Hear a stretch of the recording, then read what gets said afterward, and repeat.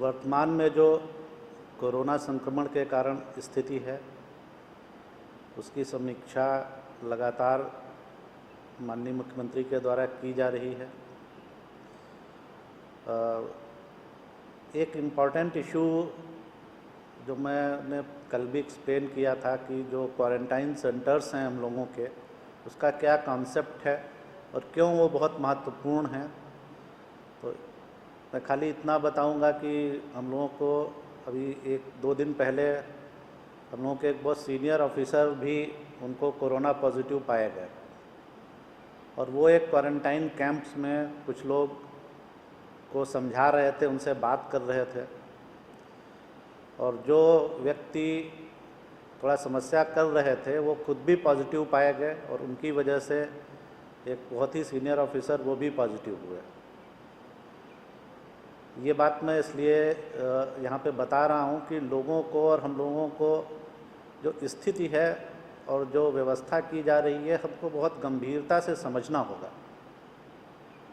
संक्रमण की स्थिति बढ़ रही है और ऐसे में लोगों का जो भी एडवाइजरी है सरकार की, जो सलाह दी जा रही है, जो व्यवस्था की जा रही है, उसमें सभी का सहयोग बहुत आवश्यक है। अगर वो आदमी जो कैंप से चले गए होते, जो खुद पॉजिटिव पाए गए हैं, तो उन्होंने अपने परिवार को इन्फेक्ट किया होता और पता नहीं कितने लोगों को इन्फेक्ट करते। स्वास्थ्य विभाग ने, लोकेश ने पहले भी बताया था कि ये इसमें एक व्यक्ति में इतना पोटेंशियल है। कई केसेस में, जैसे मुंगेर में, जमालपुर में लगभग 89 लोग एक व्यक्ति की चेन से संक्रमित हुए थे। तो ये जो व्यवस्था की जा रही है, ये बहुत सोच समझ के की जा रही है और एक ये डायनामिक प्रोसेस है। जिस तरह की स्थिति आती है, सरकार के स्तर पर विचार करके और जो सबसे अच्छे समाधान हो सकता है वो हम लोग करते हैं। तो आपके माध्यम से हम लोगों की अपील है सभी से कि जो स्थिति है और जो इसकी गंभीरता है उसको सभी लोग समझें। आप सभी लोगों से भी अनुरोध है कि अपने अपने मीडिया संस्थानों के माध्यम से भी लोगों से इस बात की अपील करें कि जो भी सलाह या एडवाइजरी दी जा रही है, हो सकता है लोगों को थोड़ी समस्या हो रही हो, पर उनके अपने इंटरेस्ट में, उनके परिवार के इंटरेस्ट में और पूरी सोसाइटी के इंटरेस्ट में अगर अनुशासन का पालन सब लोग करेंगे और सलाह का पालन करेंगे तो हम लोग ज़्यादा बेहतर तरीके से इस महामारी से लड़ पाएंगे।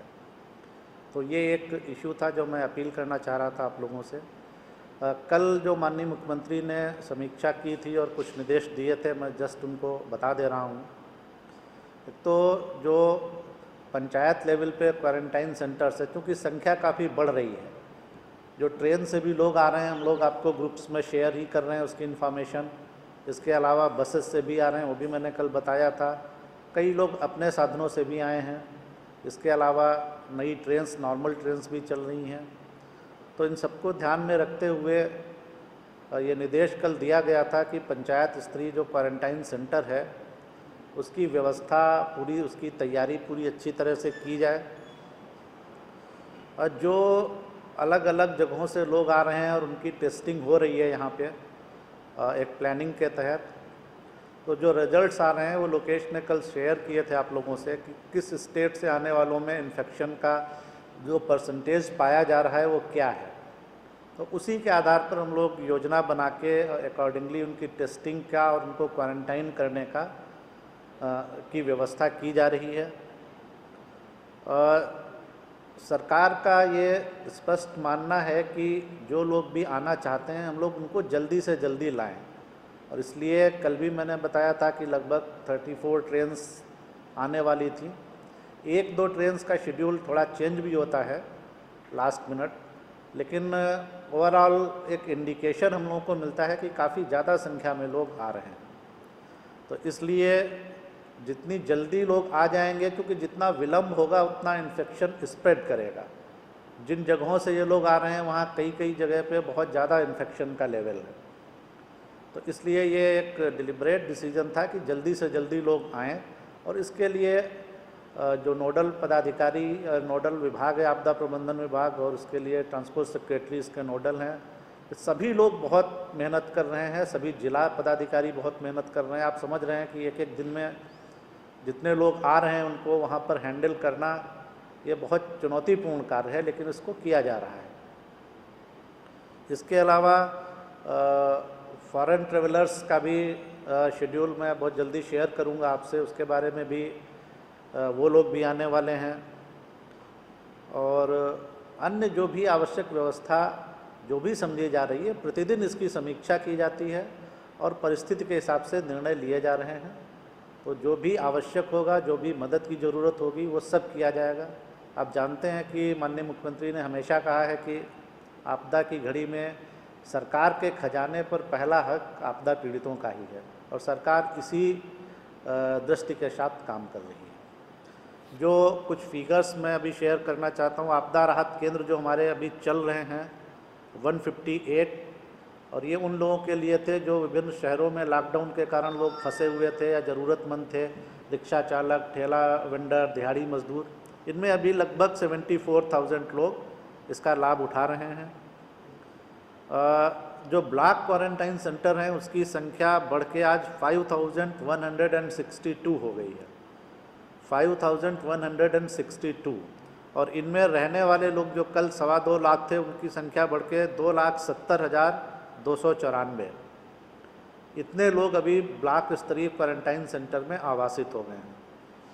जो हम लोगों को कॉल्स और मैसेजेस आ रहे हैं, लगभग 2,03,000 आए हैं, जिनमें करीब 28 लाख लोग हैं, 27,91,000। उनमें भी, उनके लिए भी उनकी जो समस्याएं हैं लगातार बात करके उनका निराकरण कराया जा रहा है। जो ट्रेन्स की अभी तक जितने ट्रेन्स आ चुके थे कल तक 14 मई तक, उनकी संख्या थी 195, और उनमें 2,46,160 लोग आए हुए थे। और ये जो श्रमिक स्पेशल ट्रेन है मैं उनकी बात बता रहा हूँ। आज के लिए भी 36 ट्रेन शेड्यूल्ड हैं। मैं अभी तुरंत ही आपको शेयर कर दूंगा ग्रुप पे पूरा डिटेल्स, किस स्टेट से कितने आ रहे हैं। और 3 ट्रेन्स ऐसी हैं जो हम लोगों ने कैमूर से चलाई हैं, कटिहार, अररिया और मुजफ्फरपुर। एक तरह से लोकल ट्रेन्स हैं, हालांकि इनमें भी बाहर से जो लोग आ रहे हैं बॉर्डर्स पे उनको भेजा जा रहा है अलग अलग जगहों पे, लेकिन 3 ट्रेन्स ये भी चल रही हैं। कल जो है, कल के लिए लगभग 40 ट्रेन का, 16 तारीख के लिए 40 ट्रेन की प्लानिंग की गई है। इसके अलावा एक और केवल इम्पॉर्टेंट फिगर बता देता हूँ कि जो फसल क्षति हुई थी उसके लिए जो कृषि इनपुट अनुदान दिया जाना था, लगभग 730 करोड़ रुपए सैंक्शन किए गए थे। उसके अंतर्गत विभिन्न चरणों में अभी तक 5,61,000 किसानों के खाते में कृषि इनपुट अनुदान की राशि दे दी गई है, जिसका अमाउंट लगभग 185 करोड़ से थोड़ा ज़्यादा है। 185 करोड़ 12 लाख का अमाउंट 5,61,000 किसानों के खाते में दे दिया गया है, और अब इसमें काफ़ी गति आ गई है, बहुत तेज़ी से राशि ट्रांसफ़र हो गई है।